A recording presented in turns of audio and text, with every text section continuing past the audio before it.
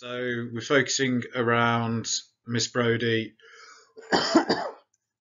and her links to kind of fascism and those kind of ideas and how they're developed in the text today. Now, this functions on kind of multiple levels and it leads you into a lot of different potential arguments that you can make.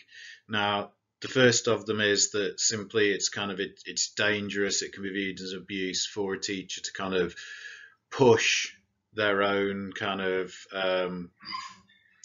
political views within a classroom, and that can become destructive, and that is essentially what leads to Miss Brodie being kind of removed from her position within the narrative. The next way is in that it can take an even more kind of sinister turn on that, and you actually see those kind of ideas being indoctrinated into not every student, but some of the students, and that kind of dynamic between kind of leader and their ability to kind of abuse and manipulate those below them. If you've already read the article that I sent last week, good, but we can also make a kind of link in to how this can also be linked to gender in terms of the fascist ideas. They make a kind of compelling argument that you could use as the centre of one of your points in terms of how Brodie's attraction to fascism is linked into her gender, the fact that she is female. So in terms of what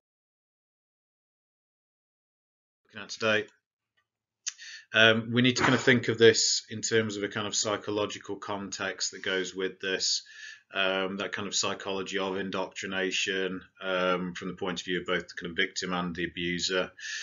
So before we go into the text, think about some kind of examples, the way that, in real life circumstances these are put into place, and then link it into the text itself.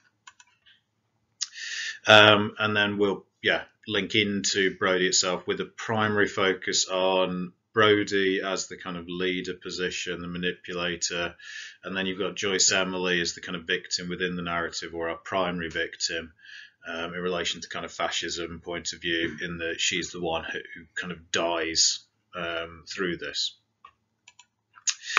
Then I will link in very briefly the kind of the critical materials that I sent out. I'm not going to spend ages looking at those, but just to look at how just a few little bits could support points that you're making. And just, use that to extend out into the potential of how you could link this into gender as well. Although the primary focus of the lesson will be on the kind of abuse and the dangers angles in terms of those three questions. First question, I'm just going to kind of pose to you, and I want you to spend kind of 5 minutes thinking about this, making notes in terms of the pros and the cons that go with this.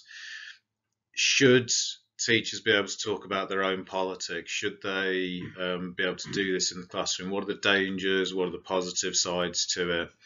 How is this going to kind of play out in terms of a classroom? So spend kind of 5 minutes. I want you to properly think about it. You could spend longer than that. There's plenty of articles about it.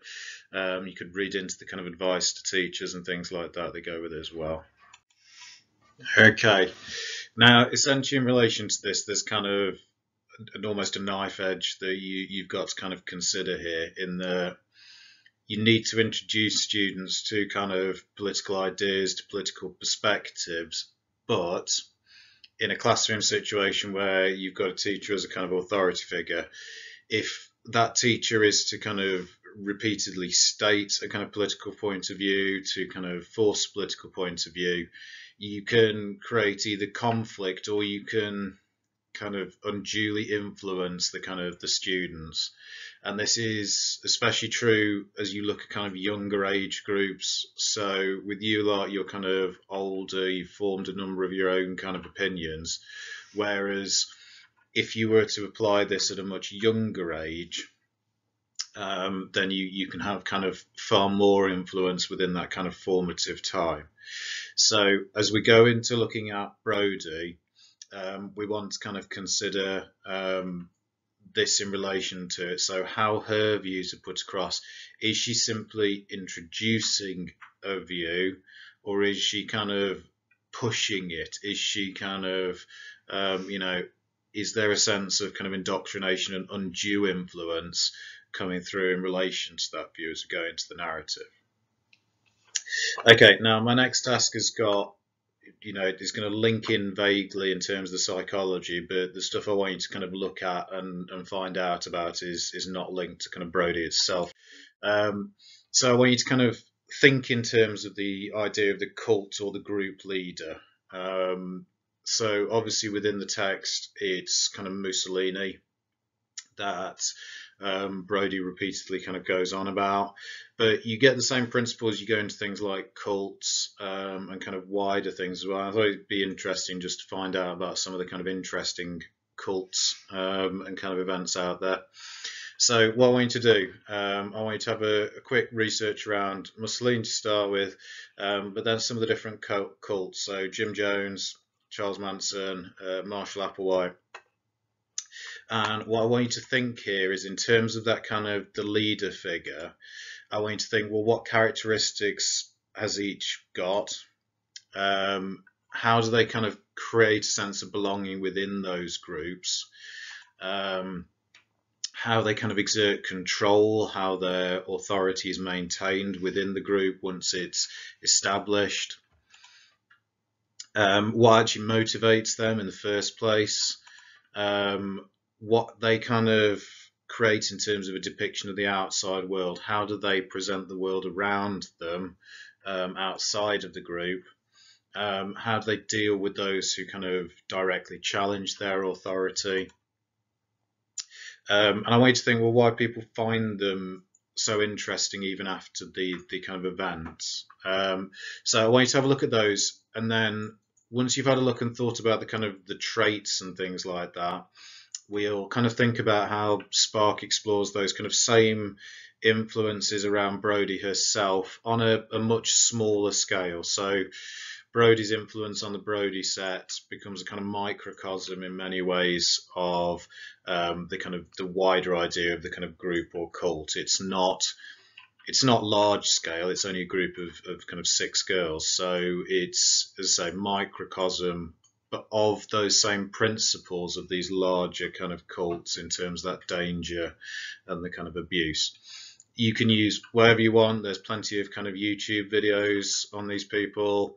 You can read about them. I want you to spend a while kind of Googling in each one, but think about those kind of similarities between them, okay? Okay, so each figure is able to kind of convince people of some fairly kind of strange ideas in each case, and to kind of hold together a group of people for kind of long periods of time and convince them to make really quite sizable changes to the way that they kind of live their life and interact with each other. So you've got to think there is a degree of kind of charisma that's depicted within each of these that, in an odd way, not necessarily a conventional way, but there is a kind of charisma, there's an interest that goes with them. There's a kind of degree of narcissism as well, especially as you kind of look under the surface. They maybe present themselves as kind of more altruistic, but there's a kind of self-interest that lies underneath the surface, something that they kind of get out of it themselves. And in a lot of these cases, they seem to kind of provide an absolute answer. They, people seeking for a kind of truth, they're able to say, this is the answer, this is the reason that this is happening. So in Mussolini's case, in a kind of political sense, he's able to kind of point a finger of blame, say this is the solution. It becomes a kind of definitive answer. Whereas in the other cases, it's, slightly more maybe wacky. But they give answers. They provide clarity and kind of conviction on a number of points. And there's underlying it, there's these kind of promises of a better future. So whether that be flying away in an alien ship, like with Applewhite, or that kind of idea of the kind of hippie commune ideal with kind of Manson, or that kind of united Italy. So people are kind of lured into this as well. And in order to kind of hold it together, they kind of promote the idea of the group as kind of special. So I'm kind of, you should already be starting to think about the way in which Brodie fits in with these. She's going to kind of create the creme de la creme as Sandy looks back on her own life and looks at her kind of key influences. There was Miss Brodie in her prime. Miss Brodie often gives very direct answers. There's no kind of points of debate around it. They promote kind of an us versus them mentality, so kind of one group against other groups. And again, start thinking about Brodie, that kind of ideas, the plots against her. There's a kind of this group, and then everybody else in the school is out to get them. There is the kind of dictatorial element, there is kind of directive element, and there's often a kind of paranoia that goes with it as well. So it's not always kind of positive kind of traits that go with this. Hang on. Okay, just had to check how many other bullet points I got. There's often this kind of idea of a kind of uniformed appearance as the group starts to take shape, and that they kind of become a kind of cohesive unit in appearance. They're kind of, again, link it into Brodie. And these kind of leaders arguably kind of seek fulfillment through that kind of control of others, through that kind of power they have over other people. So you've got the kind of real life examples of this. You've got those kind of shared traits. Start to think about how this links into Brodie, how we can see Brodie as the kind of microcosm here of these kind of wider kind of cults, leader kind of groups. Okay. Before we go on, though, we need to think about the kind of the flip side. We need to kind of think about the victim side here. So for this one, I'm going to use another kind of real life example. And what you've got here is Jacob Petty, and so we go. He's part of what was referred to as kind of Warsaw Terror Network. So what I want you to kind of have a look here, I want you to find out about both him as an individual, but also the kind of wider network. If you kind of Google this or you Google his name, various kind of articles will come up. And I want you to kind of think what kind of factors made them as a group, him particularly vulnerable maybe to kind of joining a kind of terrorist group. He went off to kind of fight for ISIS. What kind of background he comes from, what kind of, again, where those kind of vulnerabilities come from, what kind of relationships did they form between each other with different people, and what kind of mentality is potentially expressed in their kind of testimony and their writing. I think he makes kind of an interesting case, and I think it's a useful one to look at even without kind of then linking it into the text. Jacob Petty went to the same school as I did. He was one of my little brother's friends, so I've been to his house and he's been into my house. He is not the kind of person you would necessarily expect to kind of go away and do this. So have a look, have a think here about the kind of factors that potentially have kind of led into this in a kind of psychological sense. Okay. So again, stop it, pause it, have a research round, but thinking in that psychological kind of mindset. Okay, so again, think about what binds these kind of together. There's that kind of idea of seeking a place and a kind of identity with them. There's kind of, again, seeking kind of answers about the world. So in this case, it kind of comes through a kind of sense of religious identity and kind of seeking answers in terms of kind of through that. The kind of idea of isolation potentially comes into it as well. Think about a number of the figures that kind of come into this.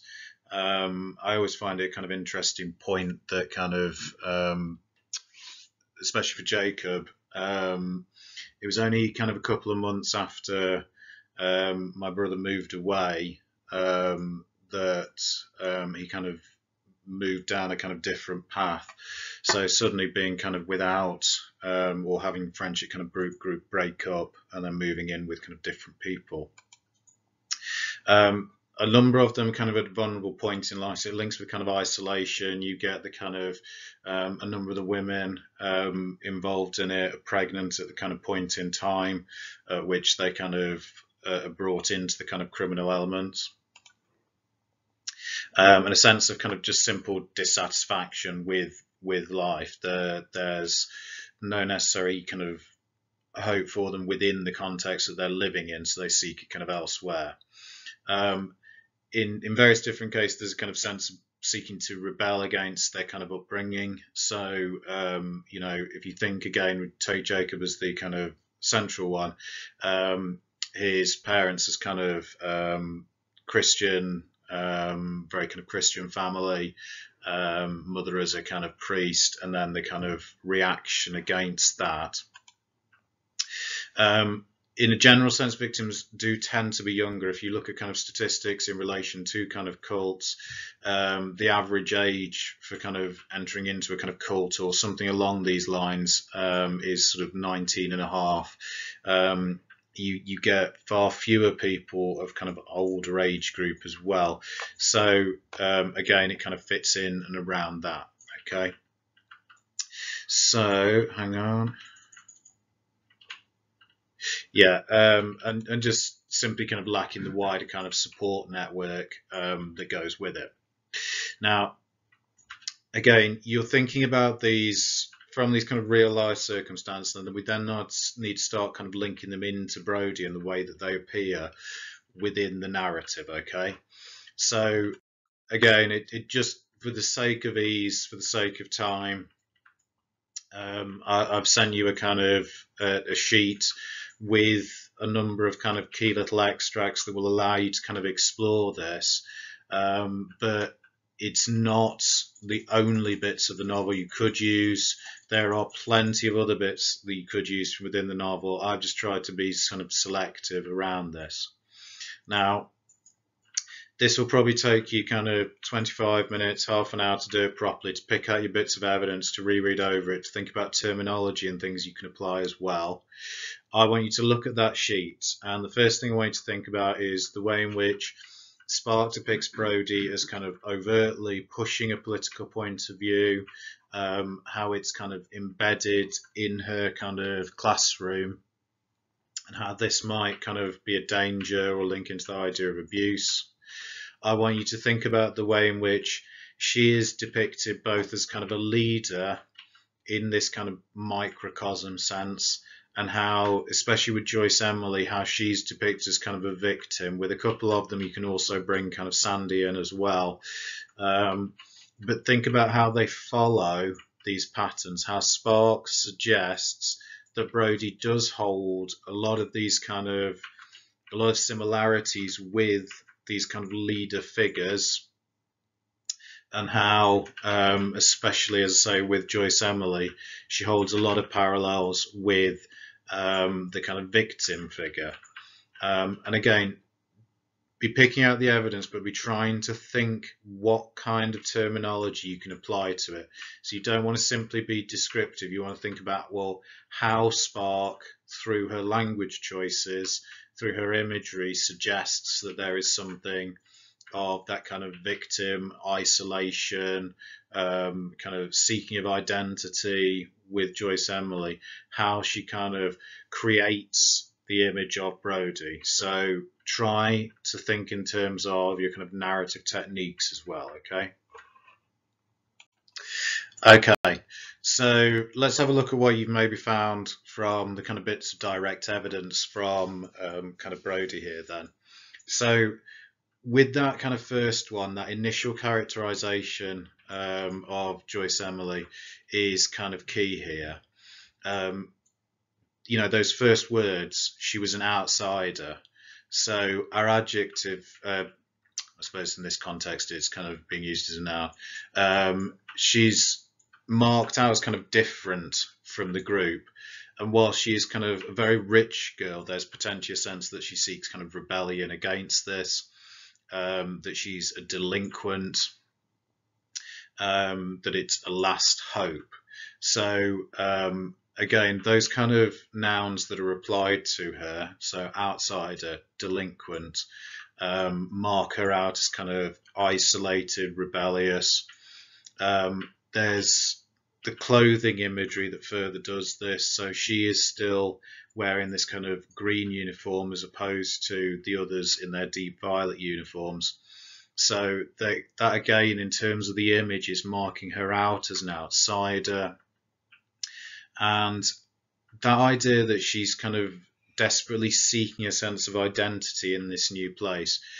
Joyce Emily was trying very hard to get into the famous set. So you've got the intensifier there suggesting this kind of desperate desire, that it might establish her as a something. So again, the idea of a something suggesting a lack of identity and that she's seeking an identity, but that she's still kind of pushed to the outside. So Spark is quite clearly creating a kind of vulnerable individual to the influence of a figure like Brodie. And she does that right from the very earliest pages of the novel. Then we move into some that kind of deal with Brodie herself. So we've kind of touched on these before, but think about that first one. This idea of the plot, needs to say I shall not resign. The kind of us and them mentality depicted within this, and the sense of her as powerful here as well. You get the description of her words as forceful, and yet there's this kind of seeming calm on the surface level. And there's, again, an undue influence and awareness of this created as it kind of goes through.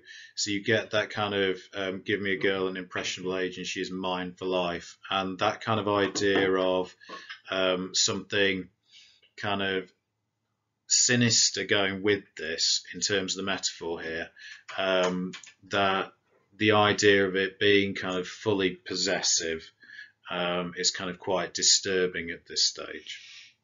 So she's depicted in line with this kind of leadership role and mentality that's brought through. Okay, as it kind of develops through, remember, as you kind of talk about it, you're potentially going to want to kind of link in to the narrative voice. And the narrative voice kind of enters into kind of Brodie's mind, and it allows that kind of exploration of her kind of motivations and her mindset and the kind of logic of her thought patterns. So it talks about the kind of selection of her favourites, and what that's kind of linked to is not necessarily just that they are the students that she could trust, but there's a kind of, it talks about kind of seditious aspects that she's seeking to kind of hide, and the vulnerability linked to the kind of the lack of oversight from the parents, or the parents' response within this as well. Hang on, which bit still on? Okay, so sorry. That kind of focus, for different reasons, they are kind of not going to kind of complain. They're not going to draw attention to what's happening. They're either too enlightened or unenlightened, or too awed. So that kind of listing of the kind of factors coming into it. And what this is kind of placed alongside is the ways in which Brodie kind of creates the sense of them as a group, of them as something kind of with a sense of kind of cohesive identity and something special. So they're actually referred to as Miss Brodie's special girls. So our adjective there is important. The fact it's possessive is important. There's that kind of sense of secrecy associated. They're bidden not to tell others. And again, that kind of us versus them mentality that kind of goes with it as well. So they understood her private life and the feud with the headmistress and the allies of the headmistress. So we enter into that kind of almost semantic field of war, that kind of image of war, the us versus them, as kind of part of it. And again, that sense of something special, that seeming altruism that maybe hides something more narcissistic. It's for the sake of you girls, my influence now in the years of my prime, that she's kind of doing this. Okay, as the novel kind of progresses, we get the kind of more overt links into kind of Brodie's links with fascism within the narrative. So as they're kind of walking through the streets, Sandy here, we again think about the omniscient narrator, how it kind of exposes these things. We have the kind of flashback in Sandy's mind of Brodie introducing the class to the kind of ideas of fascism, and the fact that she's kind of showing them pictures. There's something, again, she's imposing here. She's teaching directly political philosophy, and she's kind of elevating one group against another group. It's not a kind of balanced representation. So Sandy recalled Miss Brodie's admiration for Mussolini's marching troops. So the kind of abstract noun in terms of the admiration coming into this. Then as we kind of move further through, you get the kind of ways in which Brodie is drawn together with that kind of fascist influence with Mussolini himself. So there's kind of parallelism kind of created between them. So in that image of Mussolini, he's described, and you get the simile here, like a gym teacher or a guides mistress. So it suggests the kind of closeness within the two. You get the kind of reference that the Brodie set themselves are like Miss Brodie's fascisti. Where's it gone? That the Brodie set was Miss Brodie's fascisti. I don't know how we go with pronouncing that. It's one of those words that sticks in my tongue. And that it's maybe not overtly present to the naked eye, but they're knit together. So metaphorically, they're bound together in the same way as this. And it kind of goes on. Hang on a second. Okay, so it kind of develops that there is the suggestions of this is something selfish from Brodie, knit together by her need. And again, it highlights the us and them mentality, that kind of conflict with the Girl Guides group. Suggests that kind of, there's an irony to this, in that they're very similar at the same time as kind of, us, them difference being kind of sold up. And Sandy's kind of thought process as depicted here, that kind of insight into it, shows that kind of binding together again. That idea of the kind of the group fright seized her again. That kind of, I suppose, it's kind of personified here, and that idea that she desires that sense of identity that comes with being in the group, and that simply she loved Miss Brodie here. That kind of statement of attraction to Brodie as a figure, it suggests her charisma, her desire to please her in the same way as those kind of leaders. Right, as we go on to the kind of second page, again, I think we've touched on this one before, but Miss Brodie stood in her brown dress like a gladiator with raised arm, flashing like a sword. So it kind of associates her with the Italian, that kind of the brown dress. It talks about Mussolini's kind of black-clad troops, but there's various uniforms that come in the kind of brown as well. And the kind of simile associate her in with the Italian, the gladiator, the Caesar in the kind of Roman Empire, as a kind of another dictatorial figure coming into this. Now, I kind of skip forward quite a way, and we start looking at the kind of demise of kind of Joyce Emily. So we're kind of back to thinking about the kind of victim element that comes with this here. So give me a second. Okay, so the first thing, you've got that kind of superlative that heightens her kind of interest in Brodie. She's her greatest admirer. And then as it kind of goes through again, it touches on sort of similar ideas to before, that kind of isolation and difference and seeking of an identity, that she's been rejected from these other schools. She's described again this alleged delinquency. As it goes through, the kind of symbolism and the colour imagery with the uniforms as well comes back into it. and it sells up the sense of kind of rebellion within her by talking about these kind of relics of kind of other previous teachers and governesses, and the kind of deviant actions she's kind of committed. Okay, and then as it kind of continues, there's a sense that kind of Brodie has picked up on this vulnerability, and that Brodie is kind of influencing this vulnerability to her own ends. So again, placing the context, the kind of student-teacher relationship, and how this is, there's something kind of, again, sinister around this, something of a kind of an abuse structure, a grooming type element that goes with it. So the other girls kind of aren't interested in her, whose parents had dumped her on the school. Miss Brodie found time to take her up, and this is kind of potentially kind of euphemistic type language that suggests something slightly more to this, although we never kind of really see it directly. And we get the reference to her brother, and the kind of anecdotal reference to him, and how she boasts, so there's a sense of pride within this, that he's gone off to fight in the kind of Spanish Civil War, and that she too kind of wants to do the same, although the implication is here that she would be fighting, she'd be anti-Franco. So what she ends up doing, what Brodie ends up pushing her to, is kind of against her original kind of ideas here. Okay, and then this is very kind of clearly linked into her own kind of destruction. She dies, and it situates this within Spain on a kind of train that's been attacked on the way in.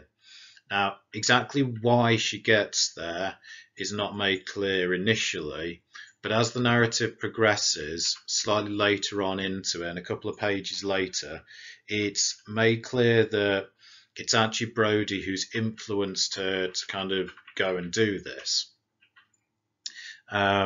So, as we look kind of slightly further down, I regretted urging young Joyce Emily to go to Spain to fight for Franco. She would have done admirably for him, a girl of instinct. So you get here the idea that it's Brodie's influence that's pushed her, and whilst there's maybe a sense of kind of retrospective regret implied here, she's the one of urging Joyce Emily to go to Spain. And to fight for Franco is important because it contrasts with her earlier kind of aspirations, the kind of anti-Franco. So it's clearly suggested that this is Brodie's kind of influence that's been key in this, in kind of pushing her in that direction. And as we kind of go further through, hang on. Okay, sorry. You get the kind of ambiguous bits of dialogue. Did she go to fight for Franco? Said Sandy. So there's the implication that, well, did she actually go to Spain? And, you know, there's almost a shock here to fight for Franco. That was the intention. I made her see sense. So, again, Brodie's aware of her influence here. I made her see sense. You know, we would almost see that as made her see sense in sort of preventing her from going. That would be our expectation for the teacher, to not tell the student to go. However, I made her see sense here, the implication is she made her see sense in that the fascist side is the right side as opposed to the anti-Franco side. So she's actually kind of pushed her in this direction. And this arguably is the kind of catalyst that leads into Sandy kind of turning on Brodie. There are multiple factors kind of implied, but it's kind of juxtaposed with Sandy's kind of going to the headmistress here. So arguably Spark suggests this is the catalyst, this is the final kind of thing that kind of drives a wedge through. So simply from the kind of later bits, hang on, let me pick up the bits I want. Okay, so I'm going to kind of focus more towards the end of this last little extract, in fact. The initial bits are just kind of setting it up. So it's, have you thought of politics? That kind of rhetorical question, they're suggesting that it hasn't been necessarily a concern initially, but that it is a concern now. And it becomes both an excuse to sack Brodie, but there's also the implication of just how dangerous it is as well. And Sandy's kind of assertion here, she's a born fascist. Have you thought of that? So Sandy kind of using this as the way to kind of defeat Brodie becomes important within the narrative. It kind of links with the danger of the ideology itself. It links with how Brodie has manipulated, and the kind of the way those political beliefs have been brought into the classroom is ultimately what leads to Brodie's downfall, not the kind of sexual indiscretions, nothing like that in terms of Lowther and Teddy Lloyd or the treatment of the girls. It all comes down to this kind of political aspect at the end of it. So there's quite a lot you could kind of draw out. There's enough to make quite a kind of extended point around it, in terms of, you could even make 2 points around influence and the kind of victim, and how Spark kind of heightens and reflects within Brodie those kind of same psychological mindsets and influences. And you want to make the argument, you would want to kind of link in the kind of psychological context, you'd want to evidence it and be talking about the techniques. But just to close us off, just think, wherever possible, you are also going to want to bring in some kind of secondary criticism, secondary reading. So, you could go in, and if you read the article I sent out last week, there are various bits that you could pick out that show that her interactions with fascism, the way she kind of pushes this towards the students, is dangerous. So these critical evaluations emphasise Miss Brodie's culpability, so her responsibility in abusing her authoritative position vis-a-vis the girls, and highlight her will to control. So that would be a nice one. You could kind of work it in there, but there are other ones within the article that you could use to kind of continue the abuse and the dangers argument. Okay, kind of hiccup with the way I was recording there, but never mind. Right, the other thing to think about here, and as I say, I'm not going to go into this in massive detail, it's something you can go away and kind of explore. If you're thinking about doing the gender and sexuality question, the article does offer you avenues in terms of how fascism could come into this. So if you look at the first bit of the kind of quotation I've got here, it's referring to the novel and fascism as a whole. Both ostensibly encourage women's autonomy, detaching women from their traditional place in the family. So it's talking about the self-contradiction of fascism, why it might be attractive to women, because it seemingly detaches them from their traditional places, only to install a far more powerful and pervasive authority. So actually it restricts them more than they ever have been before, but it looks at why there might be a kind of attraction to it. And it kind of then moves it back into kind of Spark here.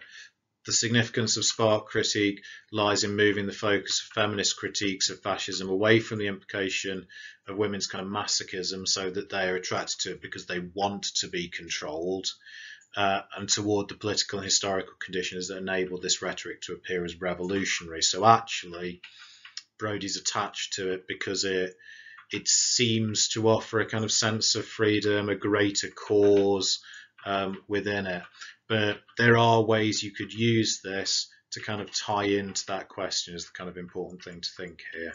That whilst we focused on it in terms of the abuse and the kind of gender, you could look at why Brodie might be interested in fascism in terms of a kind of gender dynamic as well.